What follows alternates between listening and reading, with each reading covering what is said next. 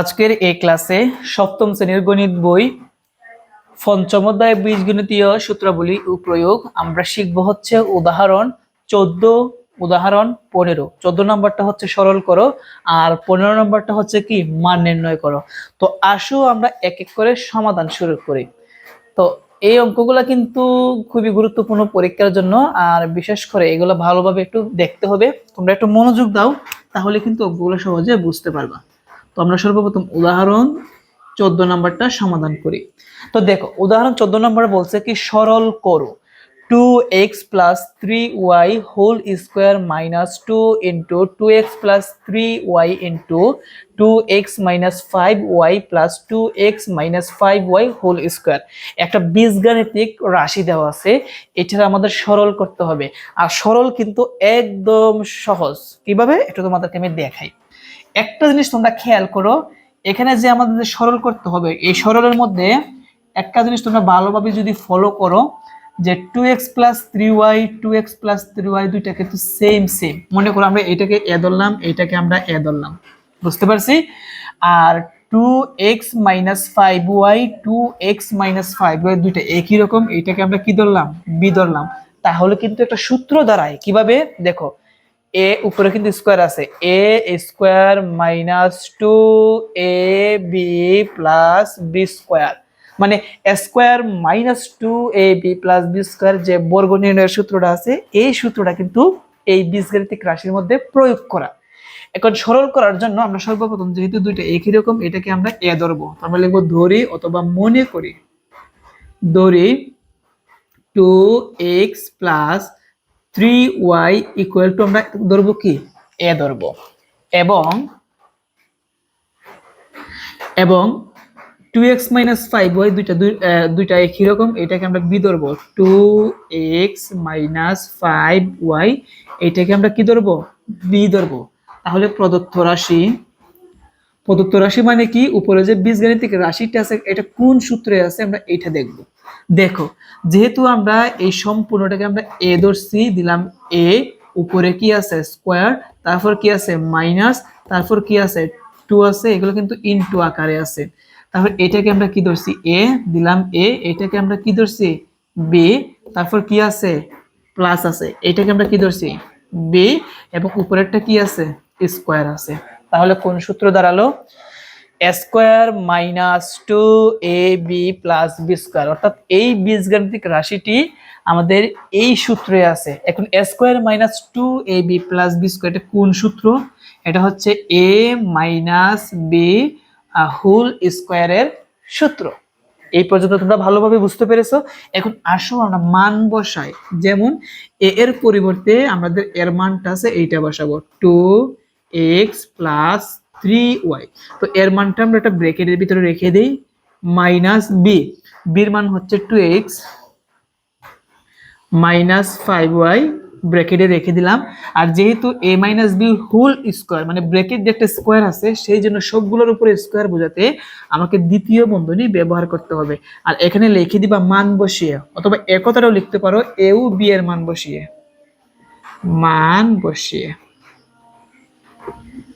এখন আমরা যে কাজটা করব, ব্র্যাকেট গুলা তুলে দিব। প্রথম কি আছে 2x প্লাস 3y মাইনাস, দেখো 2x ছিল প্লাসের, বাট এখন হয়ে গেল কি মাইনাসের। একটা কথা মনে রাখবা, ব্র্যাকেটের সামনে যদি মাইনাস থাকে প্রত্যেকটা চিহ্নের পরিবর্তন হবে। 2x ছিল প্লাসের, 2x টা মাইনাসের, আর মাইনাসের 5y হয়ে যাবে কি প্লাসের 5y, এবং ব্র্যাকেটেরটা কি আছে হোল স্কোয়ার। এখন এখানে 2x হচ্ছে প্লাসের, 2x হচ্ছে কি মাইনাসের, ভাগ 3y 5y দুইটা কিন্তু প্লাসের, তাহলে কি হবে 8y, এবং উপরে কি আছে স্কোয়ার। 8y কে যদি আমরা স্কোয়ার করি, 8 কে স্কোয়ার করলে আমরা পাবো 64, আর y কে স্কোয়ার করলে আমরা কি পাবো y স্কোয়ার পাবো। এটা হচ্ছে কি আমাদের অ্যানসার। অথবা তুমি এভাবে লিখতে পারো, অতএব নির্ণয় সরলকৃত মান এত অ্যানসার। বুঝতে পারছো বিষয়টা? তো আমি আবার বলি, আমরা এইটাকে আমরা এ ধরছি, এইটাকে আমরা বি ধরছি, তাহলে কি হবে square minus 2ab plus B square. আমরা প্রদত্ত রাশিটা লিখলাম। একটা সূত্র হচ্ছে a minus B whole square, এর মান বসাইলাম মাইনাস বির মান বসাইলাম, এবং হোল স্কোয়ার দিতে আমরা দ্বিতীয় বন্ধনী দিয়ে আমরা স্কোয়ারটা দিয়ে দিব। সাইডে তুমি লিখতে পারো মান বসিয়ে। এখন বন্ধনী যদি তুলি, এই মাইনাসের জন্য প্রত্যেকটা চিহ্নের পরিবর্তন হলো 2x প্লাসের 2x মাইনাসের কাটা 3y plus 5y equal to 8y, উপরে আছে স্কোয়ার। 8y কে যদি আমরা স্কোয়ার করি 64y স্কোয়ার পাবো। আশা করি 14 নম্বরটা ভালোভাবে বুঝতে পেরেছো। এখন আসো আমরা উদাহরণ 15 নম্বরটা সমাধান করি। 15 নম্বরটা হচ্ছে x ইকুয়াল টু 7 এবং y ইকুয়াল টু 6 হলে 16x square minus 40xy plus 25y square এর মান নির্ণয় করো। তো এটাকে তুমি দুই ভাবে করতে পারো। যেহেতু x এর মান আর y এর মান দেওয়া আছে, যেই জায়গার মধ্যে x y আছে সেই জায়গার মধ্যে x এর পরিবর্তে 7, y এর পরিবর্তে 6 বসাই দিলে কিন্তু হয়। অথবা যে প্রদত্ত রাশিটা দেওয়া আছে এটাকে আমরা সূত্র প্রয়োগ করে এভাবে করতে পারি। যেহেতু এটা বীজগণিতীয় সূত্র বলি ও প্রয়োগ, আমরা সূত্র প্রয়োগ করে তারপর সমাধান করি। তো দেখো আমরা কিভাবে সমাধান করতে পারি। দিলাম সমান, এখানে যে 16x স্কয়ার আছে এটাকে আমরা ভেঙে লিখতে পারি 4x দিয়ে ব্র্যাকেট দিয়ে স্কয়ার, মধ্যখানে কি আছে মাইনাস। একটা জিনিস খেয়াল করো, 4x কে যদি তুমি আবার স্কয়ার করো আবার 16x স্কয়ারই হবে।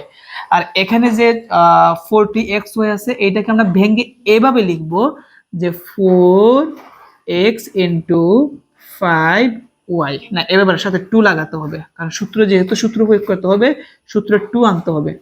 মানে a square plus 2ab plus b square আকারে বানাতে হবে, অথবা a square minus 2ab plus b square আকারে বানাতে হবে। সেজন্য আগে আমরা 2 দিলাম, ইন্টু ইন্টু এভাবে না দিয়ে তুমি স্যার ইন্টুটা এইভাবে দিতে পারো।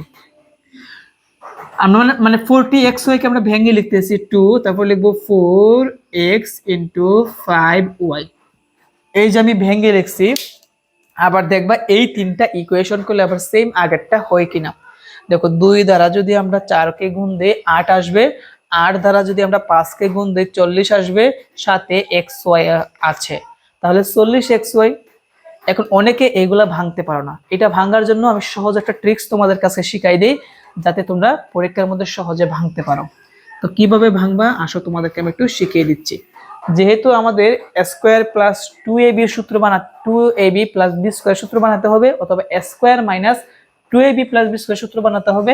এইটার জন্য শর্টকাট একটা নিয়ম বলি, প্রথমটা শেষেরটাকে তুমি একটু পাওয়ার আকারে ভাঙবা, সূচক আকারে ভাঙবা। যেমন 16x স্কোয়ারকে তুমি ভেঙে লিখতে পারো 4x দিয়ে ব্র্যাকেট দিয়ে স্কোয়ার।